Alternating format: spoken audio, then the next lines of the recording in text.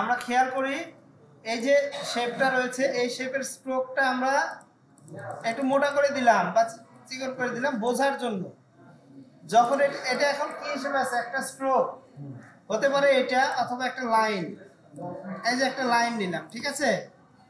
এখন এটাকে যদি আমরা এক্সপ্যান্ড করি, এক্সপ্যান্ড, দেখেন অবজেক্ট থেকে এই এক্সপ্যান্ডটা পাবো আমরা অবজেক্টের মধ্যে, এক্সপ্যান্ড। তখন এরকম একটা প্যানেল চলে আসবে। জাস্ট আমরা কিছু না দেখে ওকে প্রেস করব, দেখেন এটা এডিটেবল শেপে পরিবর্তিত হয়ে যায়, দেখেন, ঠিক আছে। আগে ছিল লাইনটা মাঝখান দিয়ে পাত ছিল, আর পাতটা এখন ওইদিকে ভাগ হয়ে গেছে। তো স্ট্রোককে আমরা এক্সপ্যান্ড করে কনভার্ট করতে পারি, এডিটেবল মোডে নিয়ে যেতে পারি। আচ্ছা,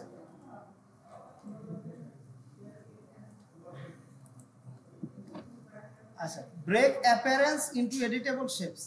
এছাড়াও আরো কিছু কাজ করার পরে, ব্লেন্ডিং মোড অ্যাপ্লাই করার পরে আমরা যদি এক্সপ্যান্ড অ্যাপ্লাই করি, তাহলে সেখানেও ব্লেন্ডিং মোডটা আসলে কিভাবে কাজ করে আমি একটু দেখাই, খেয়াল করি। ব্লেন্ডিং মোড নিয়ে একদিন কথা হয়েছিল, দেখেন এখানে কি প্রশ্নটা কি ছিল,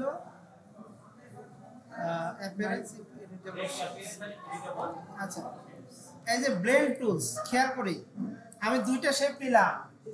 সো একটার কালার দিলাম, এই কালার দিলাম, আরেকটা এই কালার দিলাম, ঠিক আছে, red colour and green colour. এখন এখানে ব্লেন্ড টুল নামে আমাদের যে টুলসটা রয়েছে, এই টুলসের কাজ হচ্ছে দুইটি অবজেক্টের মধ্যে, দুইটি কালারের মধ্যে, দুইটি শেপের মধ্যে ব্লেন্ডিং হবে। সো এখানে একটা ক্লিক করে এখানে একটা ক্লিক করব। তার আগে আমি আরেকটা কাজ করি, এই শেপটাকে একটু মডিফাই করে অন্যরকম করে দিই, ঠিক আছে, জাস্ট এরকম করে দিলাম। এখন যদি আমি ব্লেন্ড করি, তাহলে দেখেন কি হয়। ব্লেন্ড টুল দিয়ে এখানে একটা ক্লিক করলাম, জাস্ট এই শেপের উপরে একটা ক্লিক করলাম, এটা আস্তে আস্তে এইটাতে রূপ নেবে। সো স্টেপ যদি কমায় দিতে চাই, এই ব্লেন্ড টুলের উপরে ডাবল ক্লিক করব, দেন এখান থেকে স্পেসিফাইড স্টেপস যাব এবং এগুলোকে কমায় দিব। আমি প্রিভিউটা অন করে দিচ্ছি, এখানে 165টা আছে, আমি জাস্ট 10টা দিলাম, খুব কাছে তো, আবার প্রিভিউ ক্লিক দিই না, 10টা তাও বেশি হয়ে গেছে, 3টা দিই। আচ্ছা, ওকে। সো এখন খেয়াল করি,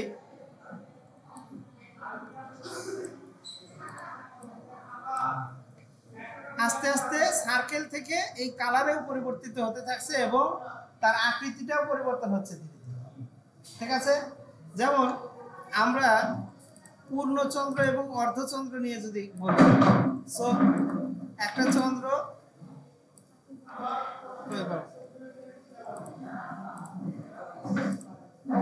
ধরেন এই চাঁদ, ঠিক আছে, এই পাশে একটা চাঁদ দিলাম, হ্যাঁ, এই পাশে একটা চাঁদ দিলাম। সো একটা চাঁদকে আমি অর্ধেক অর্ধেক করে দিলাম, কন্ট্রোল জে দিলে দেখেন দুইটা যদি ওপেন পাথ থাকে, এটা একটু জেনে যান, দুই পাশে দুইটা ওপেন পাথ রয়েছে, কন্ট্রোল জে প্রেস করলে এটা জয়েন হয়ে যাবে, অথবা রাইট মাউস ক্লিক করে আপনি এখান থেকে জয়েনে ক্লিক দিলেও জয়েন হয়ে যাবে, অথবা কন্ট্রোল জে, কন্ট্রোল জে তে জয়েন পাথ। এটা যদি কখনো এমসিকিউ এক্সাম হোক বা রিটেন হোক, বলবেন, যদি বলে যে ওপেন পাথ জয়েন করার শর্টকাট কি, কন্ট্রোল জে, ওকে। সো এটা একটা অর্ধচন্দ্র, এটা একটা পূর্ণচন্দ্র। সো আমি এই দুইটার মধ্যে যদি ব্লেন্ড করি, আস্তে আস্তে অর্ধচন্দ্রটা পূর্ণচন্দ্র হয়ে যাচ্ছে, কিভাবে দেখেন, হ্যাঁ, এই যে খুব ইজি, আপনি মোবাইল টিপে বাদ দিলে প্রথমবারই দেখতে পাবেন, ওকে। যদি একটা কালার দেই, তাহলে দেখেন এরকম স্মুথ কালার হচ্ছে। এখানে যদি স্পেসিফাইড স্টেপস, অর্থাৎ কয়টা স্টেপ আমি পার করব সেটা দিয়ে দিই, যেমন 5টা দিলাম, তাহলে 5 ধাপে এই শেপ থেকে ওই শেপে পরিবর্তিত হবে। আচ্ছা, আমি 3টা দেই, এই দুইটার মাঝে আরো 3টা শেপ তৈরি হচ্ছে, আস্তে আস্তে চন্দ্রটা পূর্ণ হচ্ছে। সো এটা হচ্ছে ব্লেন্ড টুলের কাজ। এখন আপনি যদি এখান থেকে একটা অবজেক্টকে টানেন, ওগুলো সব গ্রুপের মতো হয়ে আছে, ঠিক আছে, খেয়াল করেন গ্রুপের মতো হয়ে আছে। সো এই এক্সপ্যান্ড প্রত্যেকটা এগুলোকেও কিভাবে এডিটেবল মোডে নিয়ে যাবে, জাস্ট আমাকে কি করতে হবে, অবজেক্ট থেকে এক্সপ্যান্ড করতে হবে। ওকে, এখন দেখেন প্রত্যেকটা কিন্তু আলাদা আলাদা শেপে পরিবর্তিত হয়ে গেছে, এডিটেবল মোডে চলে আসছে। এই কথাটাই এই প্রশ্নে বলা আছে, expand option is use to কি করে, break appearance into editable shapes. প্রথমে কিন্তু মাঝের যে স্টেপগুলো এগুলো কি এডিটেবল ছিল না, পরে কিন্তু এটা এডিটেবল হয়। ওকে, এরপরের প্রশ্নে আসি, which format supports vector transparency? PNG format. এটা কে দিছেন, মারো। পিএনজি হচ্ছে ভেক্টর ফরম্যাট নয়, পিএনজি হচ্ছে রাস্টার ফরম্যাট। হ্যাঁ, এখানে এই যে এসভিজি যেটা আগের প্রশ্নে ছিল, কিন্তু আগে আলোচনা ছিল, এটার পূর্ণ রূপ হচ্ছে স্কেলেবল ভেক্টর গ্রাফিক্স। এটা স্কেলেবল, আপনি ইচ্ছা মতো বড় ছোট করতে পারবেন, ঠিক আছে। তাহলে কি হচ্ছে, এটা কখনো ভাঙবে না, হ্যাঁ, ফেটে যাবে না, কোয়ালিটি হারাবে না। ভেক্টর গ্রাফিক্সের ধর্ম হচ্ছে তার কোয়ালিটি পরিবর্তন কি হয় না। ওকে, তার মানে এটা এডিটেবল না, ডিক্রিজ হয় না, এডিটেবল। আচ্ছা, পিএনজি হবে না, এটা উত্তর হবে এসভিজি। এই যে দেখেন উত্তর দেওয়া আছে, shortcut of the selection tool is dash. Selection টুলের শর্টকাট হচ্ছে ভি। এটা ফন্ট সবাই দেখেন নাই? আচ্ছা, লিডার তো পরীক্ষা দিচ্ছে না, লিডারও যখন পরীক্ষা দিবেন লিডারও একজন স্টুডেন্ট, সো লিডারের কথাই পরীক্ষা দেওয়া যাবে না, আপনাকে বুঝে দিতে হবে। আচ্ছা, আর্টবোর্ড টুল শর্টকাট, এটা তো আমি দেখাই দিলাম এবং একটা পরীক্ষা দিলেনও, শিফট ও। আচ্ছা, eye dropper tool helps to pick colours and style. Good, colour এবং স্টাইল। দেখেন এখন আই ড্রপার টুলস যে খালি কি বলে, কি কালার সিলেক্ট করে তা না, দুটাই করে। আমরা একটু দেখি, এই যেমন এটা একটা শেপ নিলাম আমি, সো আমি চাচ্ছি এই আই ড্রপার টুল ইউজ করে এটা সিলেক্ট থাকা অবস্থায় গ্রিনে ক্লিক দিলাম, গ্রিন কালারটা নিয়ে নিলাম। আর যখন আমি এই যে এখানে রেড আছে, রেড কালার ক্লিক দিলাম, রেডে নিয়ে নিলাম। সাপোজ এখানে একটা লাইন আছে, জাস্ট লাইন, এখানে আমি ব্ল্যাক কালারের স্ট্রোক দিয়ে রাখছি। সো এই শেপটা সিলেক্ট করা অবস্থায় যদি আমি এই স্ট্রোকের উপর ক্লিক দিই, কি হবে বলেন তো? ব্ল্যাক কি হবে? শুধু স্ট্রোকে হবে, আর ফিলটা থাকবে না, কারণ এই শেপে কোনো ফিল নাই, আছে নাই, ওটা শুধু স্ট্রোক আছে। So click here and see, অর্থাৎ স্টাইলটাও চেঞ্জ করবে। সো তাহলে আরো একটা ওয়ে দেখ, আর একটা জিনিস দেখায়, খেয়াল করেন এইখানে কি লেখা আছে, একটা টেক্সট, এটা একটা টেক্সট তাই না? আচ্ছা, এখানে আছে আরো একটা টেক্সট। সো এই লেখাটা আমি একটু ছোট করে দিলাম, তাহলে স্টাইলটা ভিন্ন হয়ে গেল কিনা? আচ্ছা, এই লেখার আমি ফন্টটাও চেঞ্জ করে দিতে চাচ্ছি, কন্ট্রোল টি প্রেস করলে টেক্সট প্যানেল আসে, ফটোশপেও আসবে, কিন্তু টাইপিং মোড অ্যাক্টিভ থাকা অবস্থায় কন্ট্রোল টি প্রেস করলে দেখবেন এই টেক্সট প্যানেল চলে আসছে। সো এই ক্যারেক্টার প্যানেল থেকে এখানে আমি যদি ফন্টটা চেঞ্জ করে দিই, অন্য একটা ফন্ট দিলাম, টাইম নিউ রোমান দিলাম, সো আলাদা ফন্ট। কিন্তু এখন এই অবজেক্টকে আমি সিলেক্ট থাকা অবস্থায় এখানে যদি ক্লিক দেই, তাহলে এর স্টাইলটাকে সে নিয়ে নেবে। ইভেন কালার হোক, লেখাও যদি হয়, অন্য লেখার উপর ক্লিক দিলে সেই লেখার স্টাইলটা আপনার যে লিখছেন সেটাতে চলে আসবে। ক্লিয়ার? ওকে, দেন এরপরে আমরা আসি লক অ্যান অবজেক্ট ইউজিং, এটা কিন্তু প্রথমে ইলাস্ট্রেটরে যেদিন ঢুকছি সেদিন কিন্তু বলে দিচ্ছি, control good, arrange, bring to font shortcut. এই তো আজকেরই ক্লাস, এটা কি ব্রিং টু ফন্ট, তো আজকের ক্লাস, এবং ক্লাসে লেখাই ছিল, আপনি এই যে এখানে খেয়াল করেন নাই, কন্ট্রোল শিফট সেকেন্ড ব্র্যাকেট, তাহলে ব্রিং টু ফন্ট না, এটা শুধু এটা হচ্ছে কই গেল, কন্ট্রোল শিফট, এই যে এটা হবে, এই যে কারেক্ট অ্যান্সার। এখানে স্যার থার্ড থেকে সেকেন্ড থেকে দুইটা ব্র্যাকেট একটা বাটনেই থাকে রে ভাই, এই জন্য ওটা মানে ওই যে শিফটের ব্যবহার। হ্যাঁ না, শিফটের ব্যবহার মানে একই বাটনের মধ্যেই দেখেন দুইটা আছে। একটা শিফট থাকবে, হ্যাঁ ঠিক আছে, এই কন্ট্রোল শিফট ব্র্যাকেট, ওই এখন শিফট দিলে তো স্যার সেকেন্ড অথবা আপনি সেকেন্ড বা থার্ড ব্র্যাকেট যেটাই বলেন, দিলে একদম শেষেটা চলে আসবে অথবা আগেটা চলে আসবে। আর হ্যাঁ। খালি খালি শিফট ছাড়া দিলে একটার পর ধারাবাহিক চলে যাবে। হ্যাঁ শোনেন, আপনি ব্রিং টু ফ্রন্ট মাথায় রাখেন, ব্রিং টু ফ্রন্ট মানে একদম সামনে নিয়ে আসা, আর সেন্ড টু ব্যাক একদম পিছনে নিয়ে যাওয়া। শিপন কি বলছি আমি?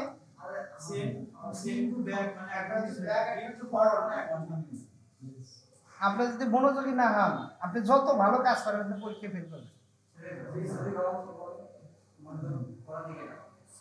ঠিক আছে, এটা সবার জন্য বলছি। যদি আপনি মনোযোগ না দেন এই বিষয়গুলোর প্রতি, মানে এই শব্দ চয়নের প্রতি, কারণ আমরা তো এই এটা দিয়ে ওটা হয়, ওটা দিয়ে ওটা হয়, প্র্যাকটিক্যালি কেউ যদি পড়াশোনা নাও জানে সেও কিন্তু রিভার্সে কাজ করে যেতে পারে। যার আপনি যদি উদাহরণ চান, আপনি ওই যে ইয়াতে যান, ওই যে বাস স্ট্যান্ডে যে আমি বলি করিতলা বসাক বসাক ফটোকপি যে সজল আছে, ও ব কলম, যাকে বলে ব কলম বলে না আগে, ওই ব কলম, কিন্তু সেই ছেলেও দেখেন দিব্যি ব্যবসা করে যাচ্ছে, অনেক ভালো ব্যবসা করতেছে, সব কাজ করতেছে। ওই যে আপনার পাসপোর্ট হাফিজের এগুলো কাজ সবচেয়ে বেশি হবে। সো কাজ আপনি করতেই পারেন, কিন্তু এই বিষয়গুলো জানতে হবে। যেমন ব্রিং টু ফ্রন্ট মানে একদম ফ্রন্টে নিয়ে আসে, আর সেন্ড টু ব্যাক মানে একদম পিছনে পাঠায় দেয়। আর যদি এক ধাপ করে আনেন, সেটাকে বলবে স্টেপ ফরওয়ার্ড, এক ধাপ এগান, স্টেপ ব্যাকওয়ার্ড, এক ধাপ পিছনে যান। সো এইটা যদি আমরা কোন একটা অবজেক্ট দেখি, এখানে অপশনের মধ্যে এটা আছে, এডিটে থাকার কথা।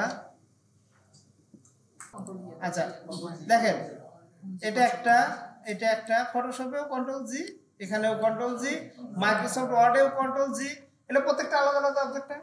সো সবগুলো আমি সিলেক্ট করে যদি কন্ট্রোল জি দেই, তাহলে এটা গ্রুপ হয়। এখন দেখেন এই যে টানলে সবগুলো একসাথে দিলে শর্টকাট। তাহলে কন্ট্রোল জির সাথে সাথে আপনারা আনগ্রুপটাও দেখে নেন, কন্ট্রোল শিফট জি, কি কন্ট্রোল শিফট। তাহলে আমরা আরো একটা শর্টকাট আজকে দেখলাম, আনগ্রুপ হচ্ছে প্লাস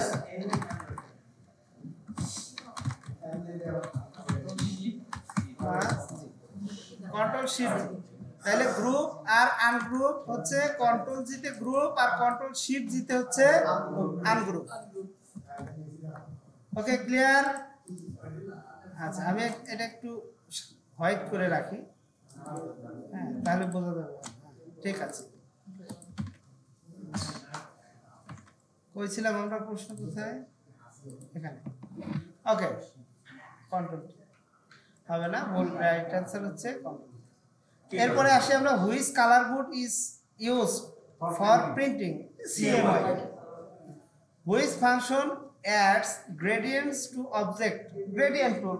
এটা সহজ, গ্রেডিয়েন্ট কিভাবে আসি, যেহেতু প্রশ্নের মধ্যে আসছে আমরা একটু যেমন আমি একটা অবজেক্ট নিলাম, সো এখানে গ্রেডিয়েন্ট, এই যে গ্রেডিয়েন্ট প্লেট, এখান থেকে জাস্ট ক্লিক দিলে, শুধু সরাসরি এটাতে ক্লিক দিয়ে কাজ হবে না, ঠিক আছে? গ্রেডিয়েন্ট টুলস দিয়ে কাজ হবে না, প্রথমে এখান থেকে গ্রেডিয়েন্ট অ্যাপ্লাই করতে হবে, ঠিক আছে? আচ্ছা, অ্যাপ্লাই করার পর এই টুলসের কাজ হচ্ছে গ্রেডিয়েন্টটা কোন অ্যাঙ্গেল থেকে কোন অ্যাঙ্গেলে গ্রেডিয়েন্ট হবে সেটাকে বলে গ্রেডিয়েন্ট। আর গ্রেডিয়েন্টস বলতে আমরা কি বুঝছি? একের অধিক কালারকে একটা অবজেক্টের মধ্যে মিশ্রণ করলে সেটা হচ্ছে গ্রেডিয়েন্ট। ওকে, একের অধিক কালারকে গ্রেডিয়েন্ট থেকে গ্রেডিয়েন্টস, কালার তো গ্রেডিয়েন্ট করা হয়, গ্রেডিয়েন্ট থেকে গ্রেডিয়েন্ট। আচ্ছা, এখানে দেখেন আপনি চাইলে কালার চেঞ্জ করে, এই যে এই অপশন থেকে এই বাইরে ইয়া হয়ে যায়, ভূমিকম্প হয়ে যায়।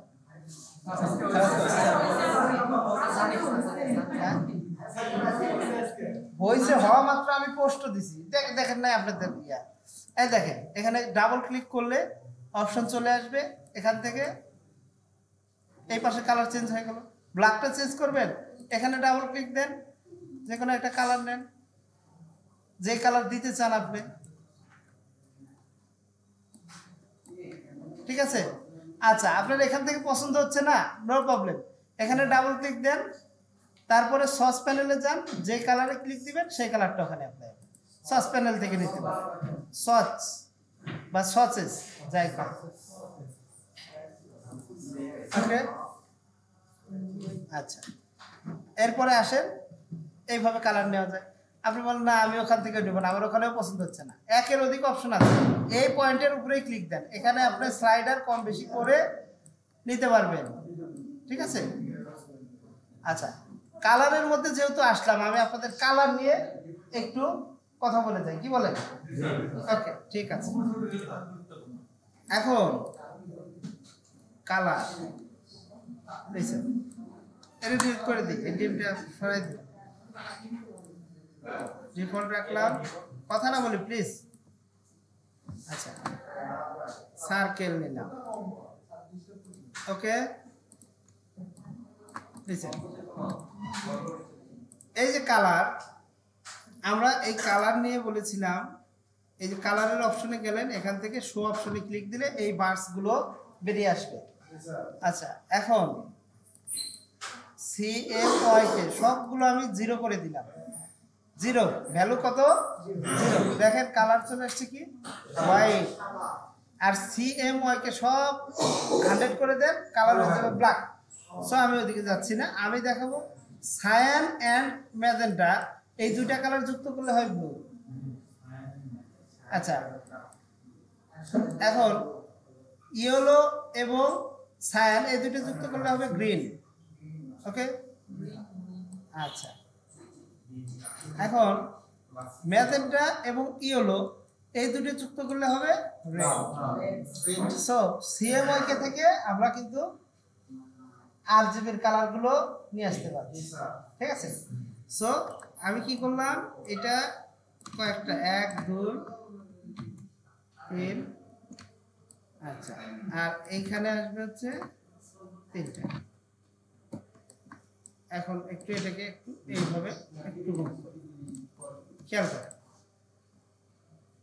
এটা আছে কি কালার, সায়ান।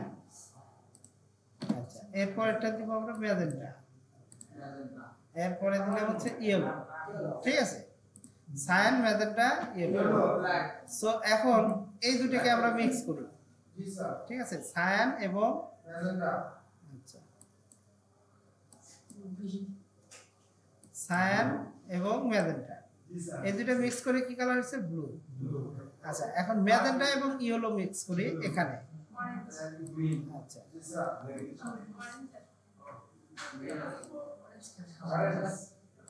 রেড, যা আসলে তাই হবে। আচ্ছা,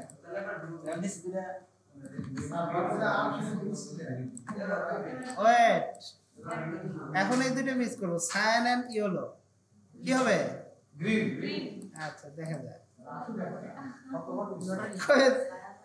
কয়টাই বাদ আছে, ওকে। ওকে, রেড, গ্রিন, ব্লু। না আমি এই যে এই দুইটা দিয়ে এইভাবে বুঝাইছি রে ভাই, এই দেখেন, এই জন্য এইভাবে রাখছি, এই হ্যাঁ। আবার এই দুটো মিক্স করে হয়েছে রেড, ঠিক আছে, আর এই দুটাকে মিক্স করে হয়েছে গ্রিন, ওই জন্য নিচে নিচে এইভাবে রাখছি, এইভাবে, ঠিক আছে। আচ্ছা, এখন আর একটা পার্ট দেখাই দিই, সেটা হচ্ছে কালার হুইল। কালার হুইলের কমপ্লিমেন্টারি কালার, কালার কিভাবে বুঝবেন? আচ্ছা, ওদের দরকার নেই, ভিডিও দেখে নিন।